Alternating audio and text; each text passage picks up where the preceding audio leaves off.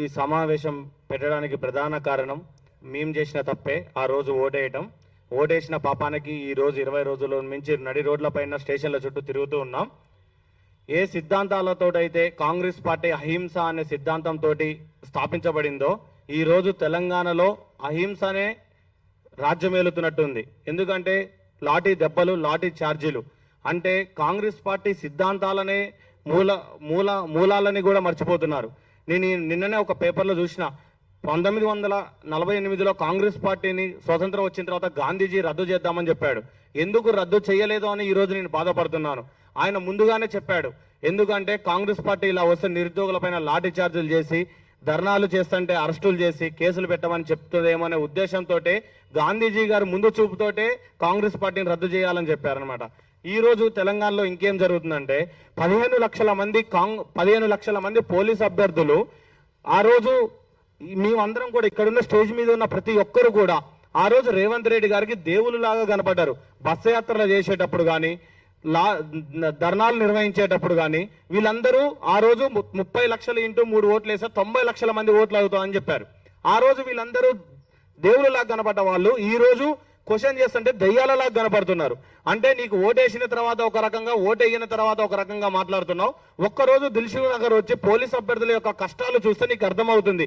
తల్లిదండ్రుల యొక్క పుస్తకాలు అమ్మి కోచింగ్ సెంటర్లలో కోచింగ్ తీసుకొని స్టడియాలలో వెన్నుముక అరిగేలాగా కూర్చొని జరుగుతున్న ఆ విద్యార్థులకు సమాధానం ఎవరు చెప్పాలి? ఒక స్టేట్కి ఒక హోమ్ మినిస్టర్ లేడు. ఒక డీజీపీ గారిని కలుద్దామంటే లోనకి రానియరు. ఒక మా బోర్డు చైర్మన్ ఎక్కడున్నాడో కనపడి సంవత్సరం అవుతుంది. అసలు మేము ఎవరిని కలవాలి? ఎవరిని అడిగితే ప్రశ్నిస్తారు.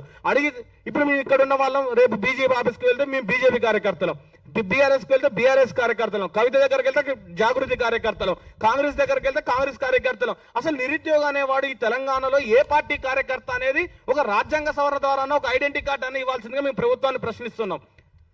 5 సంవత్సరాల అధికారం గాంధీ భవన్లో పల్లి బఠానీలు అమ్ముకొని మా యొక్క రక్తాన్ని మీరు ధర్నాలు చేసినప్పుడు మేము కొబ్బరి బొండాలు మా రక్తం కరిగించి మీకు శావాలు కప్పితే ఈ రోజు మీకు అధికారం వచ్చిన తర్వాత మమ్మల్ని ఆ గాంధీ భవన్ మెట్లు కూడా ఎక్కనియట్లేదు. ఈ రోజు మీరు ఏసీ గదులలో అనుభవిస్తున్న అధికార మదం అనేది ఎవరు పెట్టిన భిక్ష అనేది మీరు ఆలోచించాలి. ఎవరితోటన్నా ఆడుకోండి. నిరుద్యోగుల శవాల మీద రాజకీయాలు చేసి అధికారం చంపించవచ్చు. ఏ అస్తిత్వం కోసం అయితే తెలంగాణ వచ్చిన తర్వాత నిరుద్యోగులు ధర్నాలు చేస్తున్నారంటే ఇంకేం చేయాలి, ఇంకేం తెచ్చుకోవాలి అంటే తెలంగాణని ఇప్పుడు దక్షిణ తెలంగాణ, ఉత్తర తెలంగాణ, హైదరాబాద్ అని 3 జోన్లు చేసి పారంగేశారు. ఏం చెప్పాలి? ఎవరికి సమాధానం చెప్పాలి? 5,000 పోస్టులు వేస్తా అంటున్నావు నువ్వు. 5,000 పోస్టులలో 9 రకాల కేటగిరీలు ఉంటాయి. Open category, EWC category, BCA, BCB, CDE, SC, ST అని కేటగిరీ ఉంటాయి. ఎంఎస్పీ కోట, సిపిపి కోట, స్పోర్ట్స్ కోట, ఎక్స్ సర్వీస్ కోట, హోమ్ గార్డ్ కోట, ఎంఎస్పీ కోట, ఎన్సీసీ కోట అని ఇలా 14 రకాల కేటగిరీలకి నువ్వు సిటీ సరౌండింగ్స్ లో 3,000 పోస్టులు వేసి 29 జిల్లాలకి మాత్రం 2,000 పోస్టులు వేయడం ద్వారా ఇన్ని కేటగిరీలు, అందులో 33% మహిళలకు పోతే మిగిలిన 1,400 జాబులు నువ్వు కేటగిరీకి పంచితే అసలు నువ్వు రోస్టర్ మీద ఎల్బీ స్టేడియంలో నువ్వు నియామక పత్రాలు ఇస్తా అంటున్నావు కదా. మేము పోలీస్ అభ్యర్థులు అందరం కూడా ఎల్బీ స్టేడియంలో ఇస్తాం. నీకు గుండె ధైర్యం ఉంటే ఆ పోస్టులను నువ్వు మాకు పంచి చూపెట్టు. మా కేటగిరీకి ఒక్క పోస్ట్ వస్తుంది అని చూపెట్టు. తల్లిదండ్రులకు ఏం చెప్పాలి?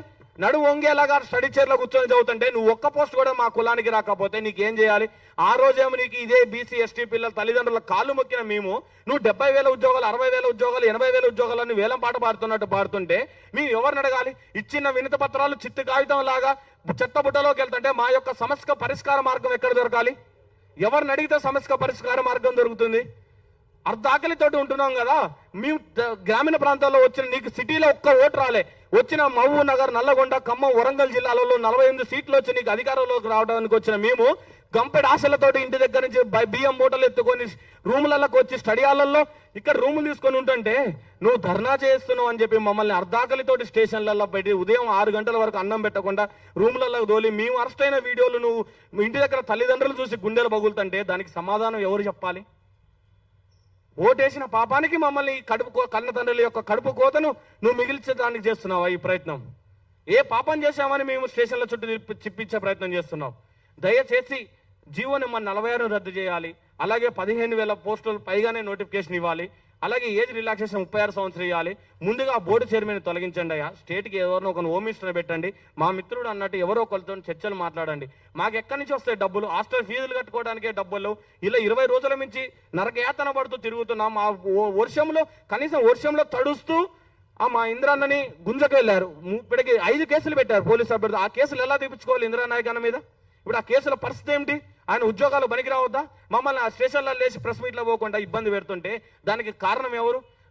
అధికారం ఎవరికైనా 5 సంవత్సరాలే ఉంటుంది. కానీ మనిషి చచ్చేంత వరకు ఓటు హక్కు అనేది ఉంటుంది. నీకు 5 సంవత్సరాల వరకే అధికారం వచ్చింది. ఆర్టికల్ 326 ప్రకారం మా ఓటు హక్కును మరలా నీ మీద ఎలా ప్రయోగించాలో మా అందరికి తెలిసిన విషయమే. దయచేసి we honourable request CM Revanth Reddy గారు, ఈ రోజు జరిగే డీజీపీ ఆఫీస్ లో అఫీషియల్ మీటింగ్ జరుగుతుందని మా అందరికి తెలిసిన విషయమే. ఈ రోజు జరిగే అఫీషియల్ మీటింగ్ లో ఐ రిక్వెస్టెడ్ సార్, తెలంగాణలో ఉన్న 15 లక్షల మంది గ్రామీణ ప్రాంత విద్యార్థుల మనం రిక్వెస్ట్ చేస్తున్నాం, దయచేసి మా యందు దయ ఉంచి ఆ మీటింగ్ లో మంచి నిర్ణయం తీసుకొని మాకు మంచి శుభవార్త చెబుతున్నానని విజ్ఞప్తి చేస్తూ thank you sir. Naveen Patnaik గారిని మాట్లాడుతూ